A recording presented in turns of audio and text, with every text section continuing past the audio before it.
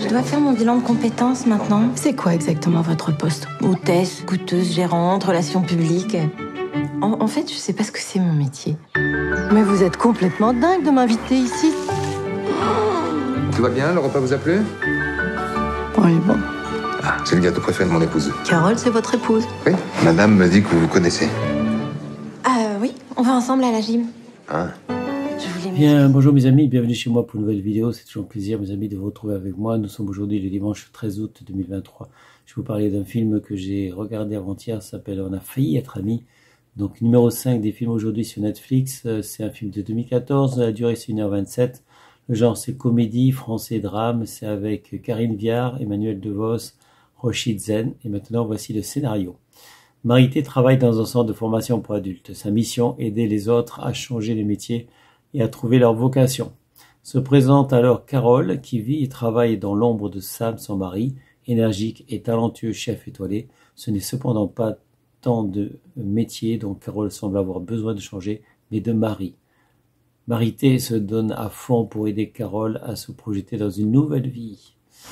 Bon, on a failli être amis, mes amis, c'est intéressant, on va dire, mais je valide pas quand même parce que je me suis un peu ennuyé.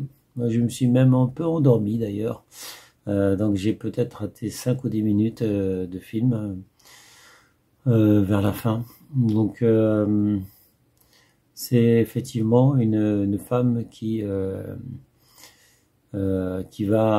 dans un centre de formation en fait pour faire un bilan de compétences pour savoir quel métier elle pourrait prendre. Effectivement, il y a beaucoup de personnes dans ce centre de formation qui sont à la recherche d'un emploi et qui veulent peut-être changer de métier. Et elle, donc, moi d'abord je croyais que c'était pour l'emploi, enfin NPE pour l'emploi, que c'était des gens qui étaient au chômage. Mais cette femme n'est pas au chômage, elle travaille avec son mari dans un restaurant d'ailleurs connu. Son mari est un chef talentueux, donc qui apparemment fait de bons plats, de bons gâteaux, et là cette femme donc qui d'abord fait croire qu'elle est en recherche d'emploi. Elle a cette femme donc une allergie, donc elle se gratte le bras, elle a des boutons et tout, et en fait l'allergie, moi on croyait peut-être que c'était à cause de son métier qu'elle voulait changer de métier. En fait c'est à cause de son mari. Cela dit, l'idée est intéressante et elle essaie de se lier d'amitié donc avec cette formatrice, donc cette conseillère, on va dire, du centre de formation, qui est chargée, qui oriente en fait les personnes donc à la recherche d'un emploi ou à la recherche d'une formation. Donc elle essaie de se lier d'amitié. Elle est un peu collante d'ailleurs, grande menteuse d'ailleurs aussi parce qu'elle ment beaucoup. Et elle se sert de cette femme du centre de formation effectivement pour mentir à son mari parce que elle a un amant. Et bon, c'est intéressant, l'idée est intéressante, mais comme j'ai dit, je me suis ennuyé. J'ai pas tout compris d'ailleurs, surtout vers la fin. En même temps, je me suis endormi, donc évidemment, je valide pas. Donc c'est soi-disant une comédie, mais c'était pas marrant. On va dire que c'est plutôt un drame. D'ailleurs toutes les comédies ne sont pas marrantes d'ailleurs.